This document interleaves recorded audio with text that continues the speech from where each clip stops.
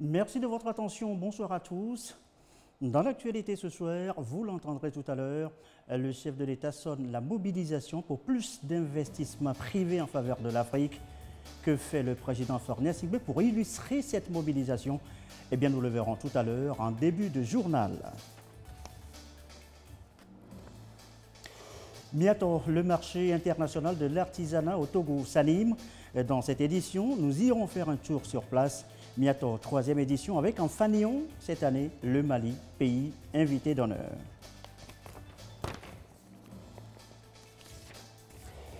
Et puis du contrôle strict pour les poids lourds à la sortie nord de Thiévier.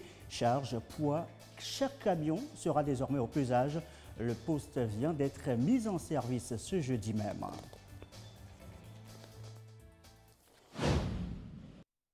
Voilà, madame, monsieur le sommaire, bienvenue. Voici donc le 20h. Tirer le continent vers le haut, assurer son développement, eh bien, le président Faure Gnassingbé appelle à plus d'investissements privés en Afrique. Le chef de l'État sonne la mobilisation à l'image de ses actions. Ulrich Amigan. Le continent africain face aux nombreux défis de développement dans un monde où règnent sans cesse des incertitudes, conflits et crises sanitaires induisant une situation économique difficile à travers le monde et un accès plus compliqué au financement des projets et programmes de développement, infrastructures, agriculture, environnement, énergie, eau et assainissement, entre autres. Mais progressivement, la situation se normalise et le continent retrouve sa place d'une terre aux énormes atouts pour les investissements. Le chef de l'État Faure Gnassingbé est le porte-voix de l'Afrique à travers une diplomatie active. Je suis optimiste pour l'Afrique. Tout d'abord parce que, après plusieurs années difficiles, le continent africain retrouve la croissance et présente de nouveau de l'attrait pour les investisseurs. À plus long terme, les opportunités qu'offre le continent sont évidentes. Je pense tout d'abord au dynamisme démographique du continent. Il sera la pierre angulaire de son dynamisme économique. En effet, la plupart des régions du monde s'apprêtent à voir leur population active chuter. L'Afrique a de loin la population la plus jeune avec un âge médian de 19 ans contre 42 en Europe. La population active africaine devrait doubler d'ici à 2050, ce qui représente 70% de la croissance des populations actives dans le monde. Mais tout aussi important à mes yeux, l'intégration économique de l'Afrique, même si elle est lente et ne sera que progressive, elle fondera la prospérité de notre continent. La ZLECAf est aujourd'hui la plus grande zone de libre-échange au monde en termes de population, elle recouvre 1,3 milliard de personnes pour un PIB cumulé de 3 400 milliards. Évidemment, il y a encore beaucoup à faire, mais le phénomène de grand marché sera un atout majeur pour l'Afrique si nous savons nous en saisir. Les opportunités d'investissement sur le continent sont considérables, mais, et c'est le deuxième point sur lequel je voudrais insister, celles qui concernent la transition énergétique sont particulièrement attractives et contrairement à une idée répandue, l'Afrique a les ressources nécessaires pour réaliser sa transition énergétique. Pour le président de la République, la transformation structurelle du continent passe par la séduction du secteur privé et un partenariat public-privé renforcé. Volonté manifestée à travers l'organisation à Lomé en novembre 2022 de l'Africa Financial Industry Summit, AFIS. Aussi, la présence du chef de l'État en octobre dernier au sommet des leaders mondiaux sur l'investissement, organisé par la Conférence des Nations Unies sur le commerce et le développement CENUCED à Abu Dhabi, aux Émirats arabes unis, et une invitation unique au nom du continent à la 22e édition du Forum de l'OCDE en France. Il est donc essentiel de montrer au secteur privé comment il peut tirer parti des investissements sur le continent. Ce partenaire est majeur parce qu'il est le seul à détenir les ressources nécessaires pour réaliser ces investissements. Le secteur privé est un partenaire d'autant plus légitime qu'une transformation des systèmes financiers s'est amorcée pour débloquer les investissements. Je pense en particulier à la provision de nouveaux instruments, des produits classiques comme les obligations vertes que nous connaissons tous, aux plus exotiques, comme les transactions basées sur les résultats. Ainsi, le système financier a su jusqu'à présent jouer son rôle d'innovateur. Et pourtant, depuis quelques années, la mobilisation du secteur privé dans les investissements en Afrique est inadaptée. De manière générale, les investissements directs à l'étranger profitent trop peu à l'Afrique. En 2022, les IDE dans les pays les moins développés ont chuté de 16%. La part de l'Afrique dans les nouveaux investissements directs étrangers mondiaux chute à 6% en 2020-21. Depuis 2015, la participation du secteur privé dans l'investissement en faveur des infrastructures en Afrique subsaharienne a reflué, passant de 10 milliards en 2013 à 5 milliards seulement en 2022 en dollars constants. De la même façon, les investissements dits durables profitent trop peu à notre continent. Une analyse du FMI a montré que, en général, les fonds ESG investissent très peu dans les pays en développement. Mesdames et messieurs, pour résoudre ce paradoxe, il faut repenser le rôle de l'État. Il doit devenir le catalyseur de l'investissement privé. La question du climat des affaires dans ce contexte est importante et le Togo travaille chaque jour sur cette question. L'engagement des dirigeants africains pour l'émergence du marché continental des services financiers innovants, durables et soutenables est plus qu'indispensable. Le président de la République invite les gouvernements africains à favoriser l'information sur le climat des affaires et les affaires elles-mêmes. Ceci en vue de permettre au secteur privé international d'avoir une juste perception des opportunités d'investissement sur le continent africain. Cap maintenant sur les plateaux, l'attraction sur place, eh bien, c'est 2 sites visités par le ministre d'État, le général Jarc, ministre de l'eau et de l'hydraulique villageoise. Quels sont ces sites? L'objet de cette visite avec Sylvain Raboudou, notre correspondant permanent dans la région. Cette station de traitement d'eau en pleine construction ici à Irobo dans la préfecture d'Amou a une capacité de 165 mètres cubes par heure et va desservir la ville d'Atapamé ainsi que Hiatro et Temedia. Et c'est depuis la source de cette montagne que l'eau est captée, récupérée dans ce bassin et drainée ici pour son traitement dans ce centre de production.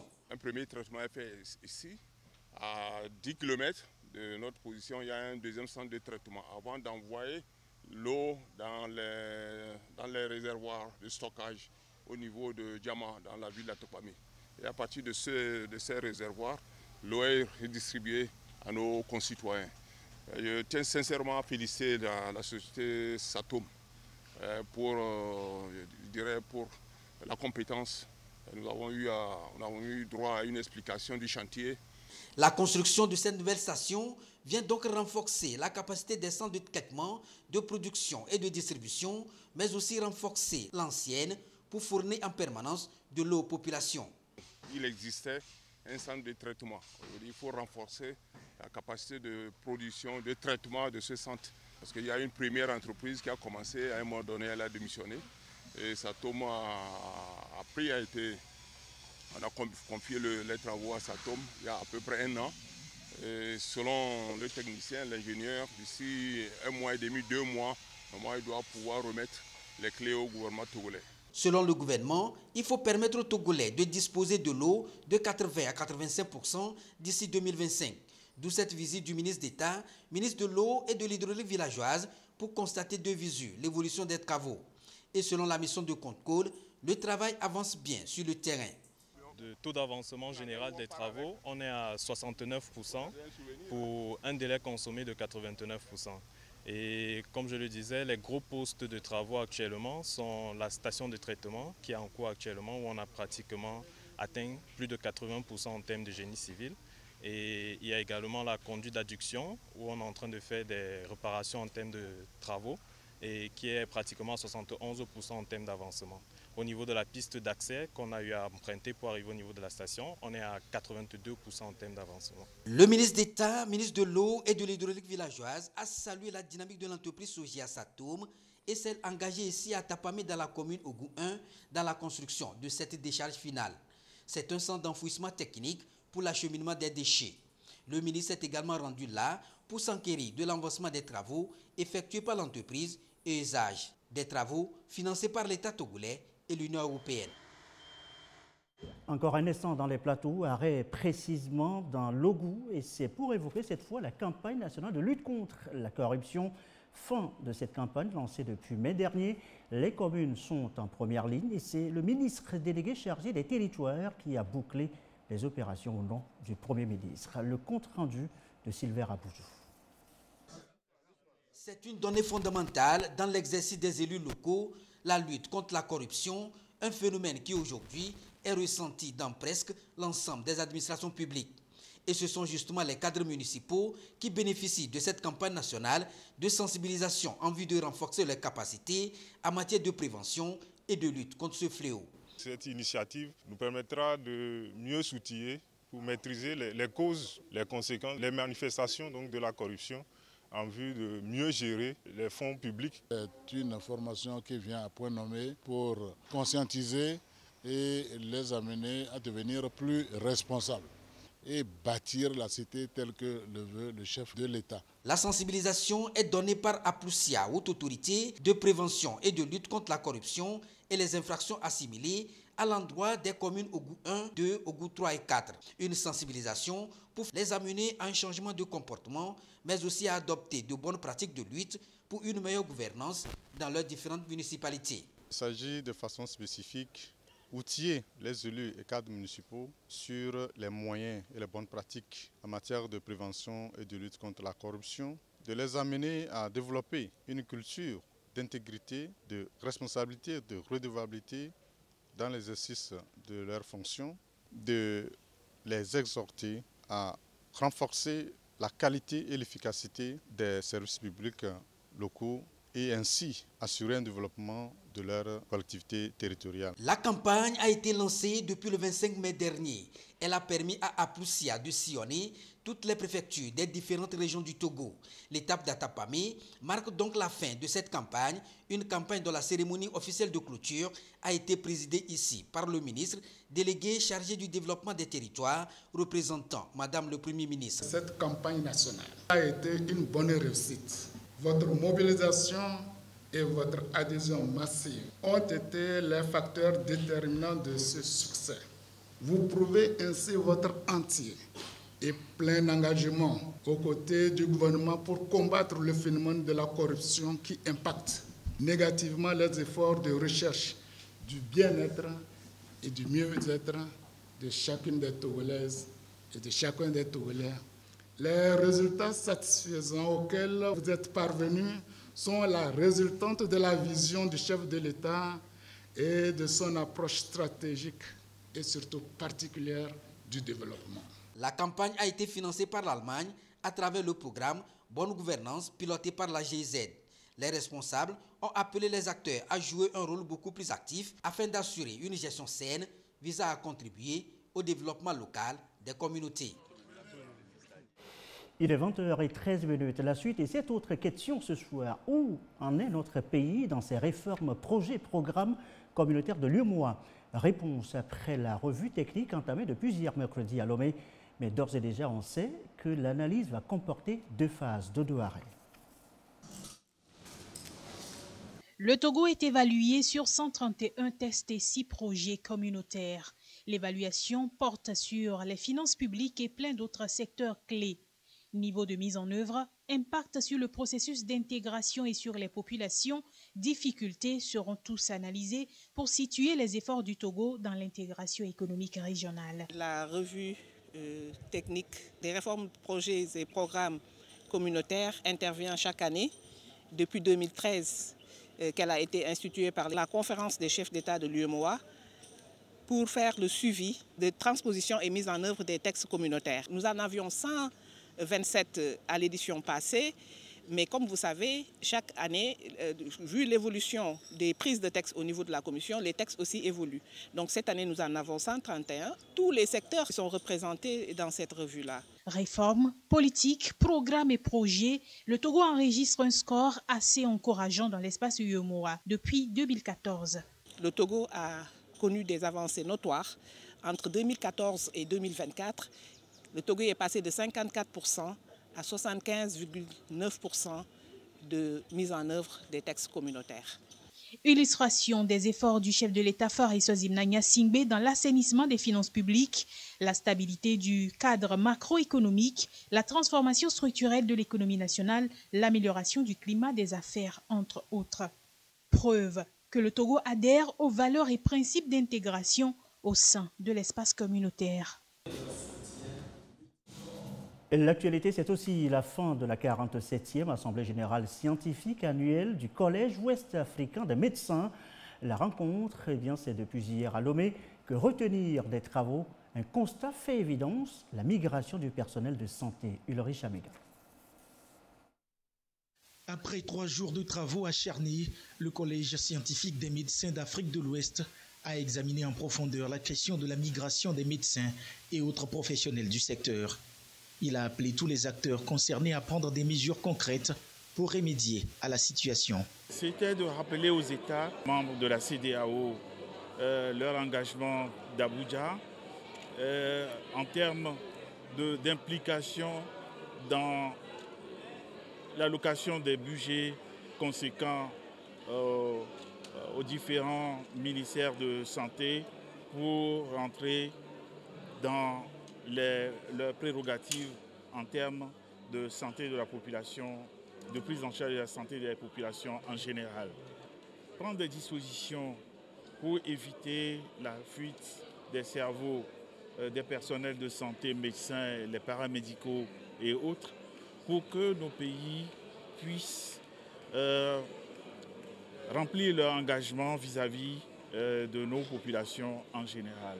Des recommandations ont été faites aux pays francophones de s'adapter à ce qui se fait dans les pays anglophones pour une formation efficace des personnels de santé dans notre sous-région.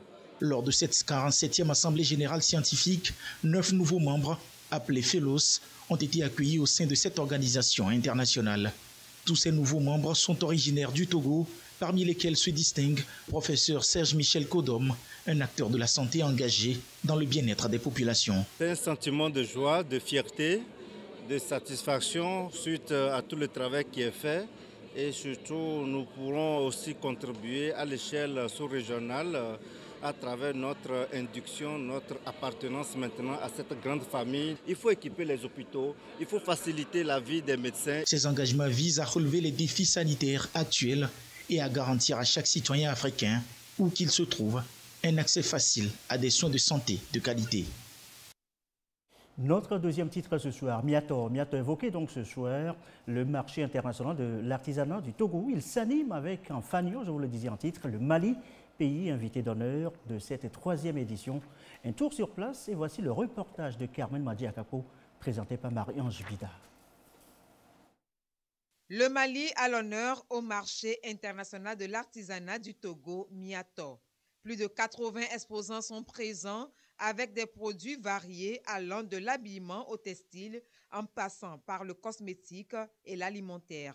Ils occupent environ 25 stands dans les différents pavillons du marché. On a emporté les tissus, les tissus coton de chez nous. On est venu avec les accessoires. Ce sont les bayas. C'est notre parfum naturel. C'est nous-mêmes qui fabriquons ça là. C'est notre parfum. On n'a pas besoin de partir à Paris. Ce stand est dénommé le Mali. Ici, tous les Maliens présents sur le site peuvent venir se ressourcer. Ici, vous avez le Mali en miniature. Le Mali dans ses 19 régions de Kay à Kidal. L'artisanat dans sa plus grande expression. Chaque article qui est là explique une réalité du Mali. Chaque article qui est là explique la dextérité de l'artisan malien. Chaque article qui est là explique notre ingénierie endogène. Cette grande calebasse est un réfrigérateur. C'est une invention d'un artisan malien désireux de promouvoir la consommation locale à travers la matière première 100% made in Africa. Je me suis ressourcé de nos connaissances endogènes. La calebasse est un isolant thermique naturel. Elle ne transmet pas la chaleur. La calebasse est un isolant électrique naturel. La calebasse stabilise la température. Donc nous avons adapté les qualités physiques de la calebasse à la technologie du froid. Vous préparez la bouillie La bouillie dans la marmite fait 100 degrés. Vous ne pouvez pas toucher la marmite. Vous mettez la même bouillie dans une calebasse, vous prenez la calebasse. Si on vous demande, vous direz que c'est culturel. Ce n'est pas culturel, c'est scientifique. Le marché international de l'artisanat du Togo est un lieu où se rencontrent la diversité culturelle et la créativité artisanale du Togo. Un pays riche en traditions et en savoir-faire. Chaque 2 ans, cet événement exceptionnel réunit des artisans talentueux et passionnés.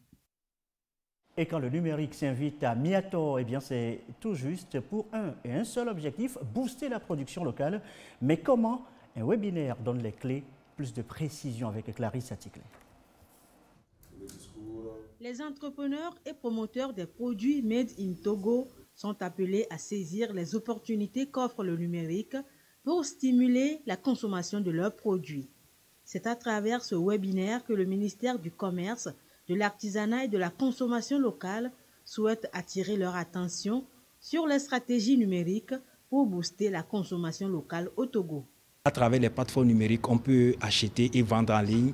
Nous pouvons faire la promotion des produits locaux, trouver des clientèles sur le marché national, sous-régional, le marché continental à l'échelle africaine et à l'échelle internationale. Pour ce webinaire, nous avons pensé inviter des personnes ressources avec une compétence avérée dans le secteur de la consommation locale et du commerce électronique.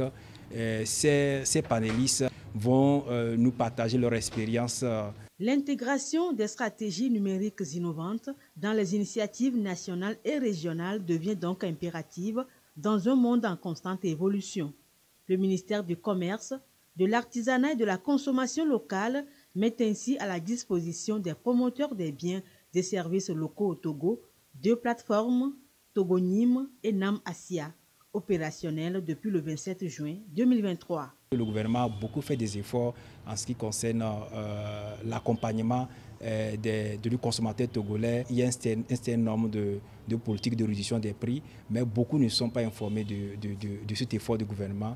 Donc, à travers notre plateforme Namasia, nous communiquons les prix réels sur les marchés, surtout les produits de grande consommation. À travers cette plateforme, nous invitons tous les producteurs locaux à s'enregistrer pour que le ministère puisse vraiment les aider à promouvoir leurs produits à l'échelle nationale, régionale, sous-régionale, continentale et internationale. Le chef de l'État, Fauriso Zimna Nyasingbe, a placé le numérique au cœur de la stratégie de développement du Togo.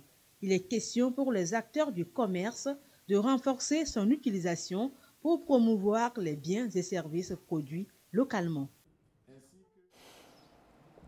Et cela ne vous échappe pas, nous sommes bien au mois de novembre. Et dans quelques jours, ce sera Bonjour la Foire internationale Togo 2000. Ça se prépare et avec la manière, les organisateurs assurent un événement hors norme cette année. Marie-Ange Bida.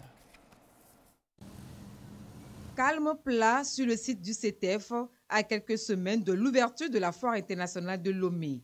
La seule ambiance des lieux reste celle des ouvriers en plein travaux. Coup de marteau par-ci, coup de pinceau par-là, mur, sol, chaque espace est récuré, peint, remis à neuf. Invités sur le site, les hommes et femmes de médias font le tour des lieux. Dans la peau du guide, le directeur général du CETEF. Il leur énonce les innovations de la 18e édition. Nous avons voulu créer une expérience client assez unique sur l'événement en mettant en place d'ailleurs des circuits de visite pour rendre la foire plus fluide et agréable à visiter. Nous avons mis en place par exemple des reposoirs pour des personnes à mobilité réduite, pour des personnes handicapées également. Nous rénovons des salles pour nos chers partenaires et sponsors. Dans les pavillons, nous mettons en place des lounges pour toujours mieux accueillir. Il y a d'autres innovations qui seront des surprises que vous allez bientôt découvrir aussi. La foire se tiendra du 22 novembre au 3 décembre 2023. Déjà, tous les stands sont pris. Mais le CETEF a pensé aux très petites entreprises et aux petits producteurs. Un endroit spécial leur sera aménagé à un prix réduit. Un espace que nous allons ouvrir qui sera vraiment moins cher. Les 100 premiers auront leur place, c'est à partir de 50 000 francs et 100 000 francs. Après, les espaces ne sont pas disponibles. La sécurité est un autre aspect que prend en compte les organisateurs de la foire. Pour éviter les longues files d'attente, les visiteurs peuvent déjà acheter leur ticket en ligne avec une réduction de 20%. Et après la foire, ce sera toujours la foire à la boutique des produits togolais en construction sur le site. Elle sera ouverte en permanence sur le site du CETEF. Je vous l'annonçais également en titre tout à l'heure. Ce sera désormais un contrôle strict pour les poids lourds. La charge, le poids du camion, le poste de pesage à la sortie de Nord-Théviers va assurer les opérations. Il vient d'être mis en service ce jeudi même, ce poste de pesage. Issa Karouna à l'inauguration. À tour de rôle, chacun se fait contrôler sa charge à l'essieu. C'est le top départ du service au poste de pesage de Théviers. Selon les experts, le respect de la charge à l'essieu est une mesure d'entretien préventif de la route. La mise en service du deuxième poste de pesage après celui de Djirouye à Atakpamé réjouit en premier les transporteurs. Nous vous donnons toute la garantie que l'UNATROT va former les gens, va sensibiliser de Senkassé à Djenkassé pour que les transporteurs puissent respecter les dimensions convenables aux camions. Et donc, on ne peut que remercier les autorités, à sa tête, son Excellence, le chef de l'État, Foy Sozina, pour avoir une fois encore mis à notre disposition ce joyau. La seule doléance que nous pouvons formuler ici, c'est de tout faire que le pesage au niveau du port, à ce nouveau poste, et à Djirouye et à Senkassé, soit le même. Le passage au poste de pesage de Théviers est donc désormais obligatoire pour tout véhicule lourd sur la nationale numéro 1 en direction du nord. Ce poste sera exploité comme celui de Djirouye par la Société autonome de financement de l'entretien routier SAFER. On a fait la simulation et on a trouvé ceux qui sont surchargés et ceux qui ne le sont pas. Généralement, quand le camion est pesé et on constate qu'il est surchargé, on lui donne un espace où il va décharger. Et il y a également une procédure qui fait qu'on lui fait payer une amende lorsque sa surcharge est tolérable. Il y a un personnel disponible, bien qualifié et bien formé également pour assurer le contrôle de leur charge à l'essieu et sur le PTAC. Le poste de pesage de Théviers est construit par le gouvernement togolais avec l'appui financier de l'UEMOA.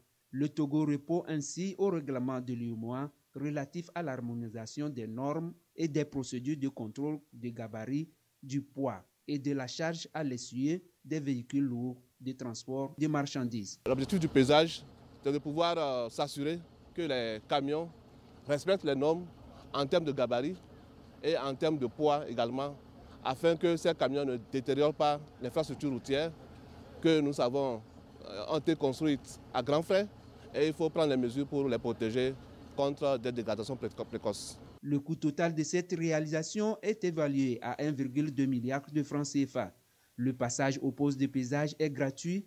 Il est prévu la construction d'un autre poste de pesage au niveau des Mangos afin de s'assurer d'un bon maillage du réseau routier ainsi que de la préservation des infrastructures routières. Dans le reste de l'actualité, l'université de Kara s'ouvre à l'Inde. Son campus vient d'inaugurer un centre pour les étudiants Indiakona pour apprendre et mieux connaître ce grand pays d'Asie. Nestor Mouzou. Dévoilement de la bannière et coupure du ruban symbolique. Un moment qui marque l'ouverture de Indiakona au campus sud de l'université de Kara. Indiakona constitue la vitrine de l'histoire de la République de l'Inde. Ce pays continent d'une superficie de plus de 3 287 000 km², aujourd'hui le plus peuplé au monde avec environ 2 milliards d'âmes, a envisagé de se faire connaître davantage. C'est ce qui explique la mise en place de Indiakona à l'université de Kara. Cette structure, qui se présente comme un centre culturel, vient concrétiser les relations entre l'ambassade de l'Inde au Togo et l'université de Kara. We have been working to provide quality, affordable and flexible. Depuis l'ouverture de l'ambassade de l'Inde au Togo, nous travaillons pour une éducation de qualité au Togo. Et c'est un représentant de l'université en Inde ont visité des universités publiques au Togo et ce centre vient à point nommé pour concrétiser les partenariats entre les deux institutions. Je crois que c'est une grande initiative, c'est une grande opportunité. Donc ça ne sera pas seulement pour le volet culturel, mais il y aura le volet études, le volet académique, et ceci pour le bien des étudiants des universités publiques du Togo. Et les liens entre les peuples.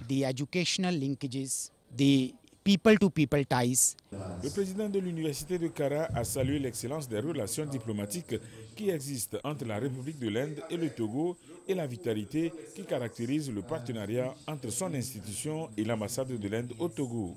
Notre présence en ce lieu démontre le dynamisme et la vitalité de notre partenariat. Ce centre va encourager l'ouverture de la communauté universitaire de Kara à la langue et à la culture indienne. Je tiens à exprimer la gratitude de l'université de Kara à l'ambassadeur d'Inde et je mesure l'importance que revêt cette cérémonie. Il a été annoncé que notre India Kona sera ouvert dans quelques jours à l'université de Lomé. Un appel a été lancé aux étudiants togolais à faire acte de candidature pour postuler à des bourses pour poursuivre leur formation en Inde. Et à signaler dans la foulée que la rentrée universitaire à ESA, École supérieure des affaires, une rentrée 2023-2024 avec de nouveaux défis. Abidé Niassibé. Retour en classe pour les étudiants de l'École supérieure des affaires ESA. Dans cette salle, tout comme dans les autres, le tableau est déjà marqué. Les premiers cours commencent. La rentrée académique 2023-2024 a bien démarré à l'ESA. Elle a connu la présence du fondateur, des partenaires, des enseignants, du personnel administratif et des étudiants. Tous réunis pour définir les nouvelles orientations de cette rentrée prometteuse. À ESA, nous avons pris de l'avance. Nous sommes le premier à digitaliser nos processus, notamment les cours en ligne. Aujourd'hui, nous avons plus de 1000 étudiants qui étudient dans le monde entier, sur tous les territoires togolais. Nous allons mettre l'accent cette année sur la recherche afin que ce qui s'apprend ici puisse profiter aux entreprises. L'objectif cette année, c'est de devenir le Harvard de l'Afrique en termes de qualité et en termes de recherche. Cette année, l'école s'engage davantage à intégrer le numérique au cœur de son processus éducatif. Les avise à maintenir le cap en offrant une éducation à la fois fluide et efficace à ses élèves. La rentrée académique 2023-2024 représente également une opportunité pour cette université privée de gratifier ses étudiants en fin de formation en génie civil, cybersécurité et en télécommunications. À l'étranger, en bref, et on termine là-dessus à l'étranger, le passage de la tempête Ciara en France a fait un mort et 16 blessés, dont un grièvement atteint et 7 sapeurs-pompiers. C'est ce qu'indique un communiqué un nouveau bilan communiqué donc ce jeudi. Plus de 3500 interventions de sapeurs-pompiers ont été enregistrées. Et ceci met fin à ce journal du soir. Merci à vous qui nous suivez de partout, précisément dans l'amour et comme d'habitude, toujours fidèlement. Très belle soirée.